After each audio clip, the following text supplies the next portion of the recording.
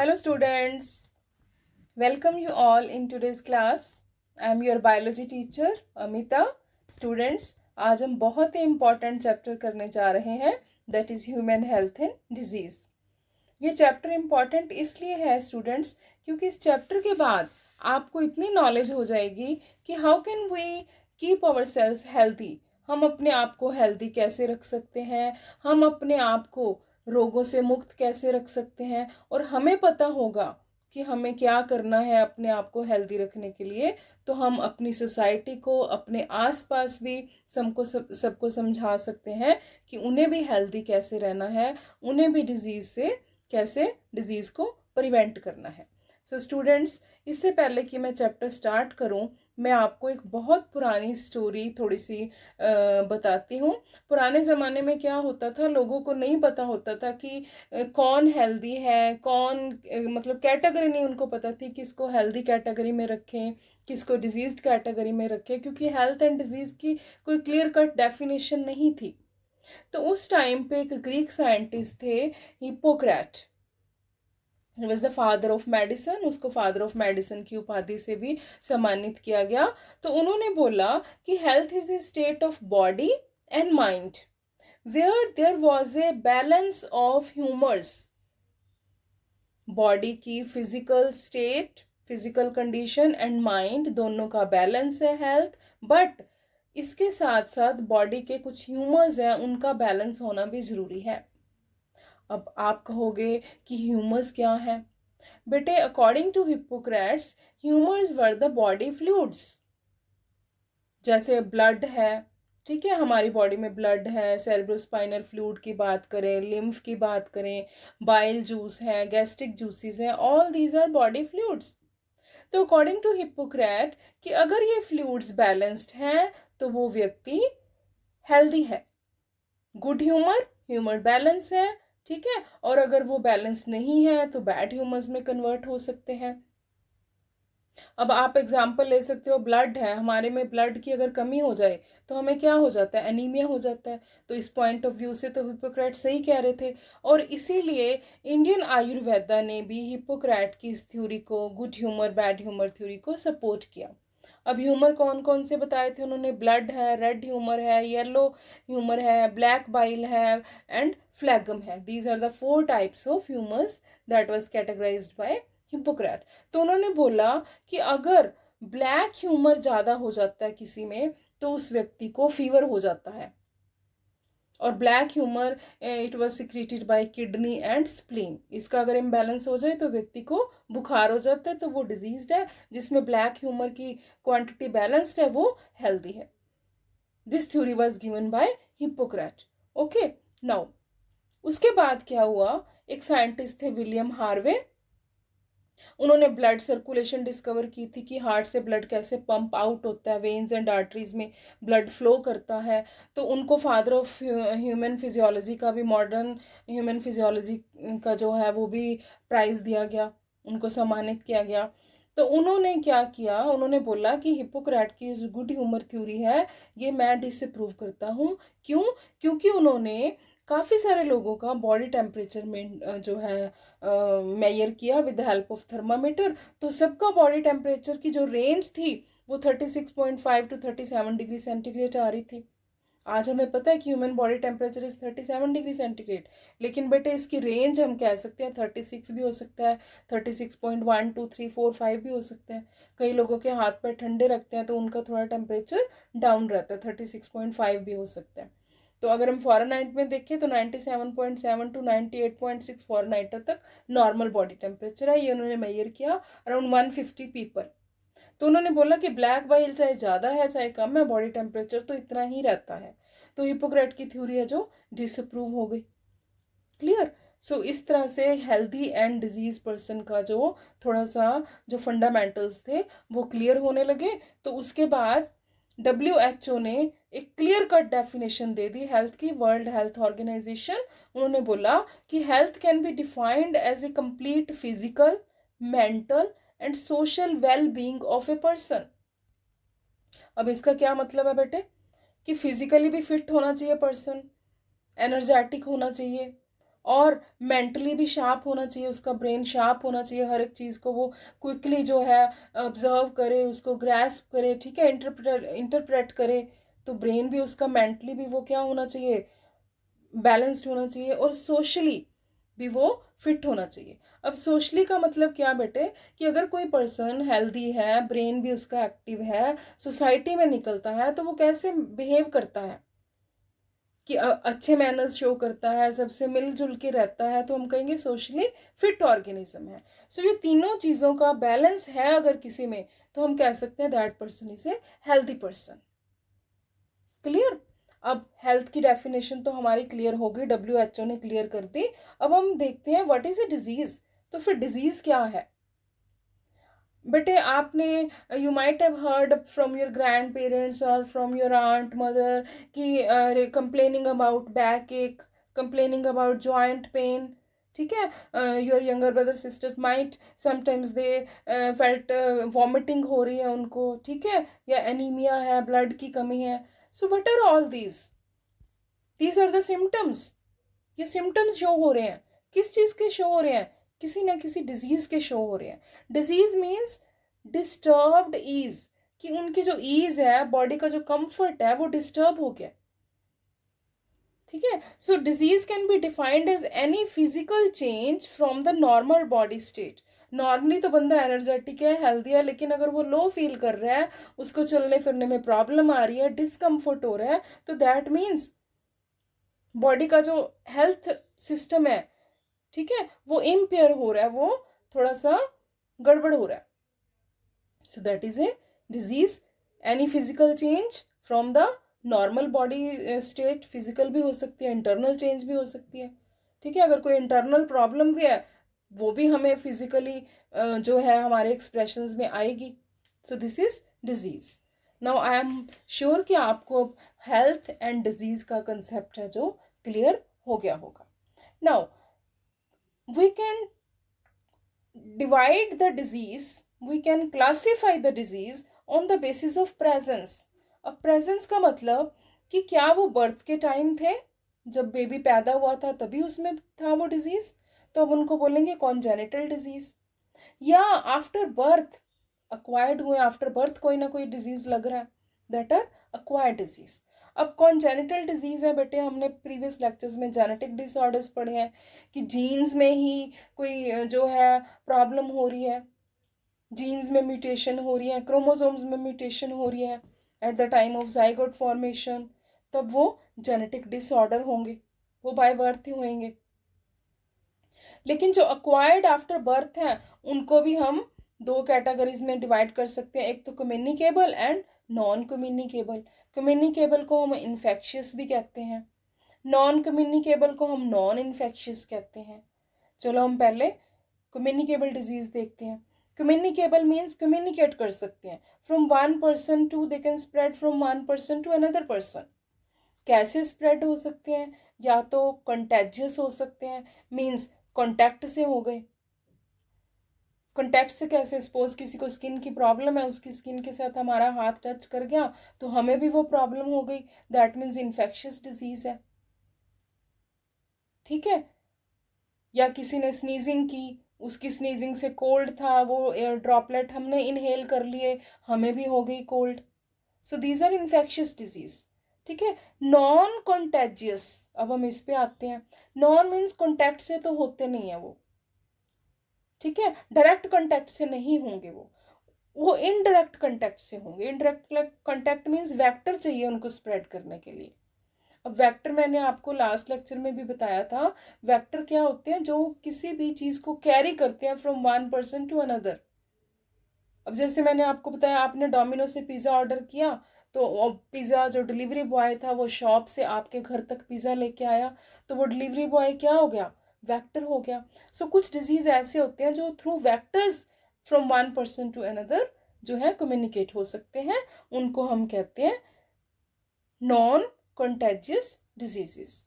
Clear बेटा? ये तो थे कम्युनिकेबल डिजीजेस। अब जो नॉन कम्युनिकेबल है, एज द नेम इंडिकेट्स, वो तो एक पर्सन से दूसरे पर्सन तक एज इट इज नहीं फैलेंगे।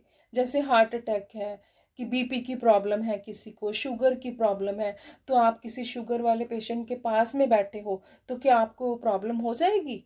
Never, because this is not a contagious diseases, this is a not a communicable disease, it is a non communicable disease। उसमें कौन कौन से करेंगे बेटे हम? एलर्जी आ जाती है, ठीक है, एलर्जीज हो सकती हैं, एडिक्शन हो सकती है किसी चीज़ की, कैंसर है, डेफिशिएंसी डिजीज़ है, डीजनरेटिव डिजीज़ है, ये हम वन बाय वन सारे एक्सप्लेन करेंगे। These are non communicable diseases. अब एक और हम कर सकते हैं classification on the basis of causative agents. अब बैक्टीरिया पैथोजन भी हो सकता है, the micro organism which spread disease they are called pathogens. तो बैक्टीरियल डिजीज, वायरल डिजीज, अगर प्रोटोजोन फैलाते हैं तो प्रोटोजोन डिजीज, फंगस से हो रहा है कोई डिजीज तो फंगल डिजीज, हेलमिंथेस से कोई हो रहा है तो हेलमिंथेस डिजीज, ठीक है। So these are the causative agents based on the type of microorganisms, classification of diseases based on the type of pathogens। Clear? चलो सबसे पहले हम बैक्टीरियल डिजीज करते हैं। निमोनिया बहुत ही डेंजरस रोग है बेटे, निमोनिया, ठीक है, आपने नाम सुना होगा। सो कॉजेटिव एजेंट क्या है इसका? Streptococcus pneumoniae. यहाँ पे बेटे आपको ध्यान रखना है, आपको स्पेलिंग मिस्टेक नहीं करनी है। 1 मार्क क्वेश्चन है, अगर स्पेलिंग मिस्टेक हो गई तो आपके पूरे के पूरे मार्क, जो 1 मार्क है वो कट सकता है। सो आपने ध्यान से इसका नाम लिखना है, स्ट्रेप्टोकोकस निमोनी। कोकस आपने 11th में पढ़ा होगा जब हम बैक्टीरिया की क्लासिफिकेशन कर रहे थे। Coccus means round shape, streptos means when they form chains, so it is a variety of streptococcus bacteria pneumoniae. Clear? अब हम देखते हैं कि अगर किसी को निमोनिया हो जाता है, बैक्टीरिया उसकी बॉडी में एंटर कर जाता है, तो कौन से ऑर्गन को इन्फेक्ट करता है? लंग्स को इन्फेक्ट करता है। लंग्स में भी एल्व्यूलाई होते हैं जिससे ऑक्सीजन का ट्रांसपोर्ट होता है, तो उन एल्व्यूलाइज में म्यूकस भर जाती है। अब जब इसमें म्यूकस भर गई है तो एयर को तो ऑक्सीजन को स्पेस नहीं मिलेगी, वो कैसे ट्रांसपोर्ट होएगी? तो उसमें ऑक्सीजन की कमी हो जाएगी। आपने सुना होगा बेटे, कई बार हम सुनते हैं कि कोई कह रहा है कि उसकी लंग्स में पानी भर गया था, तो नॉन साइंटिफिकली तो ठीक है पानी भर गया था, लेकिन अब हमें पता चला कि वो पानी नहीं है, वो क्या है? म्यूकस है जो इसके एल्वुलाई में भर गई है due to this pathogen. So organ infected is lungs. अब निमोनिया का मोड ऑफ ट्रांसमिशन क्या है, कैसे फैलता है? आप देख रहे हो कि किसी ने suppose this is the disease person, है ना, इसने स्नीजिंग की तो ड्रॉपलेट्स फैल गए, तो ये हेल्दी पर्सन था तो इसने भी इनहेल कर लिए वो ड्रॉपलेट। अगर इसने अपने मुंह के ऊपर मास्क लगाया होता तो वो नहीं जो है स्प्रेड होते।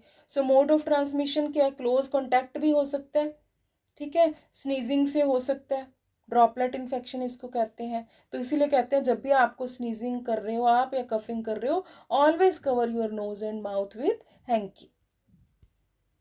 निमोनिया के सिम्टम्स क्या हैं बेटे?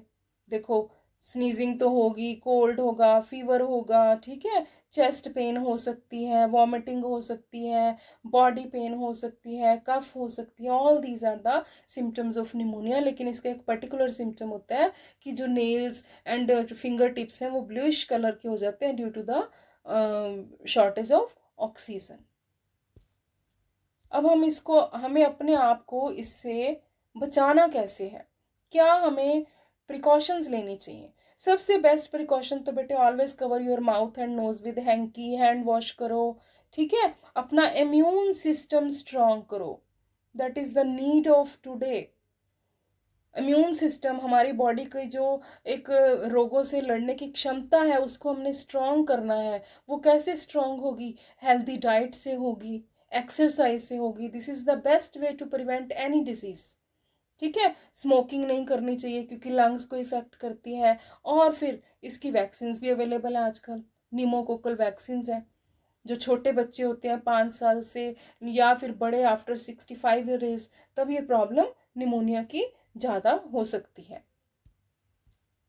चलो हम नेक्स्ट बैक्टीरियल डिजीज करते हैं, दैट इज टाइफाइड। आपने इसके बारे में भी नाम सुना होगा टाइफाइड का। Causative agent is Salmonella typhi, ठीक है, हमें इसको टी को स्मॉल लिखना है बेटे। Species name is always written in small letter. Salmonella typhi. अब मोड ऑफ ट्रांसमिशन टाइफाइड का ये बैक्टीरिया एंटर कैसे करता है, बहुत important, 4F diagram, oral faecal route भी कहते हैं बेटे। जब ओपन डेफिकेशन होती है, ओपन में शौच जो है, जो प्रैक्टिस होती है, उससे क्या होता है, कई बार हैंड अगर आपने अच्छी तरह वॉश नहीं किए तो वही हैंड से आप खाना खा रहे हो, बैक्टीरिया ट्रांसफर हो सकता है। फ्लाइज बैठी हुई हैं, ठीक है, अब सपोज यहाँ स्टूल्स के ऊपर फ्लाई थी तो वही आपके फूड के ऊपर जा सकती हैं। फिर सॉयल में ये बैक्टीरिया मिक्स हो गया तो वहाँ पे फ्रेश वेजिटेबल्स हैं हमने बिना वॉश किए खा ली, या पानी में फ्रेश वाटर में जो मिक्सिंग हो गई हमने पानी पिया तो उससे भी बैक्टीरिया की ट्रांसमिशन हो गई। और अगर हम क्या करें कि यहाँ पे एक बैरियर लगा दें कि ओपन में शौच नहीं होगा तो फिर सॉइल एंड वाटर भी पोल्यूट नहीं होगा, हैंड्स हम क्या कर सकते हैं, फिर वॉश कर सकते हैं, ठीक है, या फिर आप बैरियर इधर लगा सकते हो, ठीक है, कि हैंड भी वॉश करेंगे, ओपन में भी शौच नहीं होगा, तो ये जो सारे 3F है ये तो हो ही नहीं सकते, ठीक है। सो 4F डायग्राम आपको लर्न करना है, इससे आपको mode of transmission, first F is for finger, second F is for flies, third F is for fruit and vegetables on the soil, and fourth is fresh water. अगर ये contaminate होते हैं तो टाइफाइड के चांसेस ज़्यादा हो सकते हैं। अब अफेक्टेड ऑर्गन, टाइफाइड है किसी को अनफॉर्चुनेटली तो उसकी की पूरी एब्डोमिनल कैविटी अफेक्ट होगी, क्योंकि बैक्टीरिया वहाँ पे अपना घर करता है। उसका लीवर में प्रॉब्लम होगी, गाल ब्लैडर में, स्टमक में, स्मॉल एंड लार्ज इंटेस्टाइन सब जो है इन्फेक्टेड हो सकते हैं। सिम्टम, सबसे इंपॉर्टेंट जो सिग्निफिकेंट सिम्टम है वो तो फीवर है, फिर वॉमिटिंग भी होगी क्योंकि इंटेस्टाइन अफेक्ट हो रही है, पेन भी होगी स्टमक में, लूज मोशंस भी हो सकती है, हेडेक भी हो सकती है। All these are the symptoms of typhoid.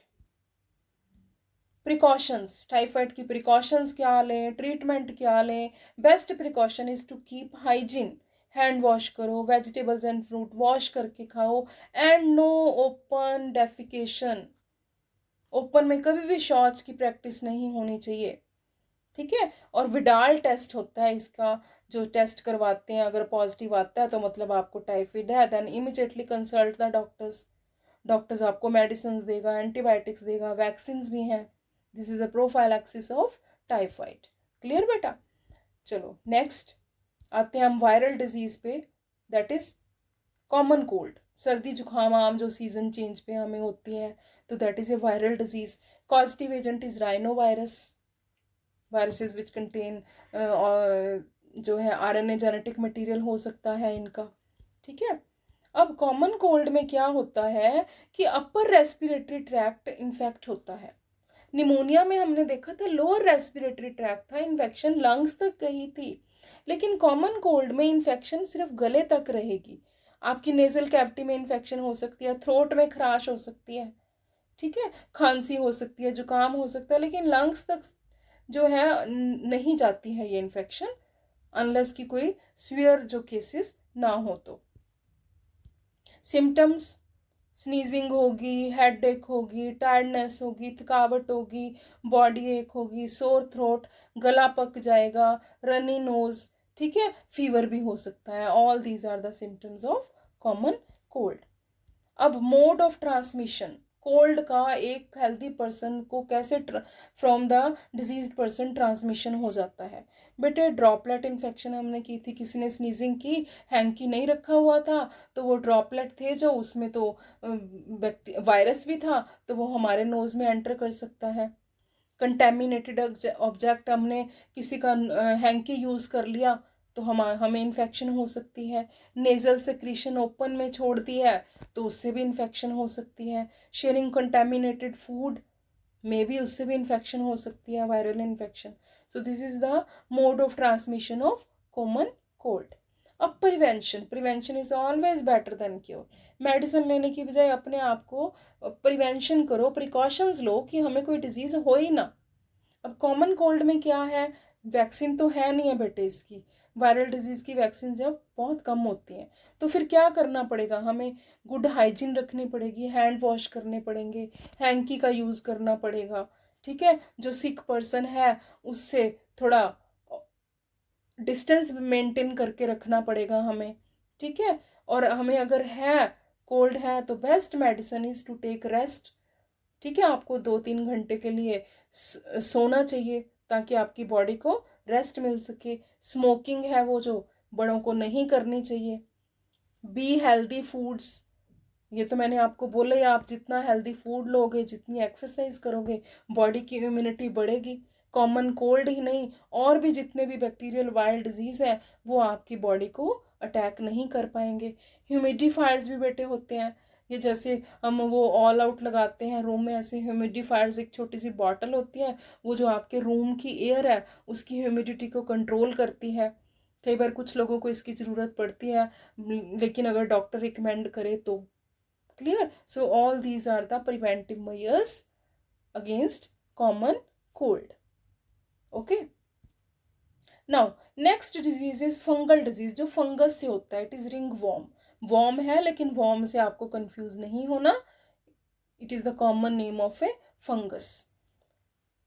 जो ग्रुप ऑफ फंगस होते हैं, फंगाई जो ये कॉज करते हैं, उनको कहते हैं डर्मेटोफाइट्स।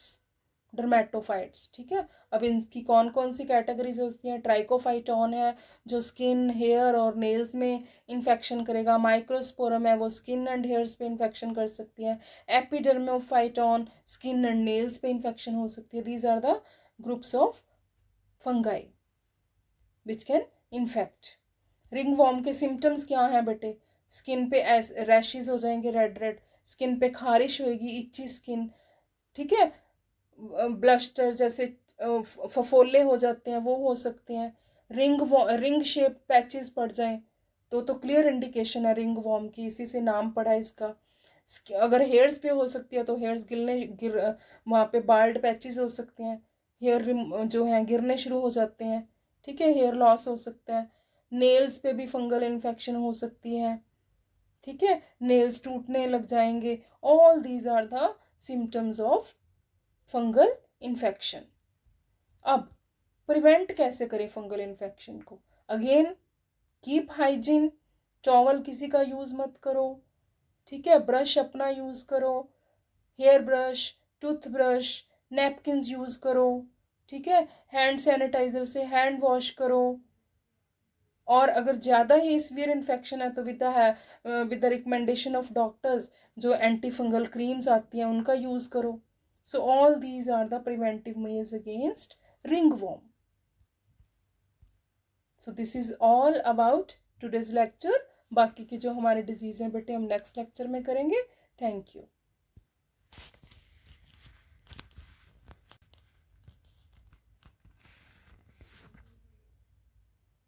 नेक्स्ट डिजीज बेटे जो हम करने जा रहे हैं वो है amoebiasis, disease caused by a protozoan parasite.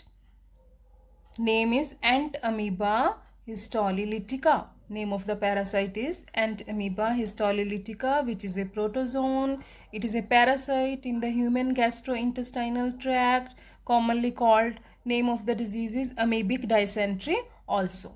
अब name of the organ infected in amoebic dysentery is large intestine. आप ये देख रहे हो ब्लैक कलर के dots, these are the cyst of this protozoan.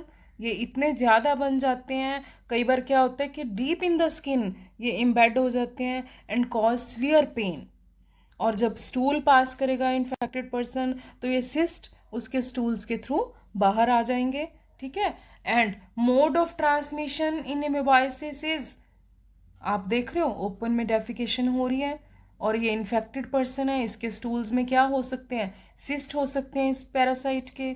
और अगर अनहाइजीनिक हैंड से हमने खाना खाया, फ्लाइज हैं जो हमारे खाने के ऊपर बैठ गई थ्रू, पहले फ्लाइज यहाँ पे थी, ठीक है, सपोज स्टूल्स के ऊपर से फ्लाइज खाने के ऊपर बैठ गई तो इन्फेक्शन हो सकती है, ठीक है। सॉइल इन्फेक्ट हो गई सिस्ट से, तो सॉइल में जो फ्रूट एंड वेजिटेबल्स हैं अगर हमने वो विदाउट वॉशिंग खाए तो सिस्ट हमारी बॉडी में ट्रांसफ़र हो सकती हैं। फ्रेश वाटर में भी सिस्ट हैं जो वाटर को भी ये कंटेमिनेट कर सकती हैं, ठीक है। So mode of transmission is faecal oral route, ठीक है, क्लियर। और अगर हम यहाँ पे बाउंड्रीज वॉल ड्रॉ की हुई हैं बेटे, मैंने यहाँ पे हमने बाउंड्री वॉल ड्रॉ कर दी, मीन्स कि नो ओपन डेफिकेशन, तो फिर क्या होगा? फ्लाइज एंड सॉइल के कंटेमिनेशन के चांस, वाटर के कंटेमिनेशन के चांस मिनिमाइज हो सकते हैं। तो only then mode of transmission क्या रह गया कि अगर हैंड वॉश के बिना हमने खाना खाया है, क्लियर। और अगर हम कंप्लीटली बाउंड्री लगा देते हैं, ठीक है, कि हम सारी चीज़ों का हाइजीन मेंटेन करेंगे, ओपन में डेफिकेशन नहीं है, हैंड्स भी साफ है, तो इसकी जो ट्रांसमिशन है वो ज़ीरो हो सकती है, ठीक है। So mode of transmission is oral faecal route. Now symptoms of amoebic dysentery amoebiasis. Symptoms क्या हैं इसके? एब्डोमिनल टेंडरनेस, एब्डोमिनल पेन, पेट में दर्द होगा, ब्लडी स्टूल्स, जब इसके cyst deep in the intestine embed हो जाएंगे, घर कर लेंगे वहाँ पे, तो वहाँ से जो हमारी स्किन है वो जो है उसको स्किन को डाइजेस्ट करेंगे, ब्लीडिंग होगी इंटेस्टाइन में तो वो स्टूल्स में आएगी ब्लीडिंग, फीवर हो सकता है, वॉमिटिंग होएगी, अनीमिया हो सकता है। All these are the symptoms of amoebic dysentery. और अगर हमें इसको प्रिवेंट करना है, प्रिवेंशन, तो क्या होगा बेटे, मैंने आपको पहले ही बोला है कि होती कहाँ पे ये डिजीज़, जहाँ पे पुअर सैनिटेशन कंडीशंस है। Proper hygiene is the only way to prevent amoebic dysentery. Open में डेफिकेशन तो बिल्कुल ही नहीं होनी चाहिए,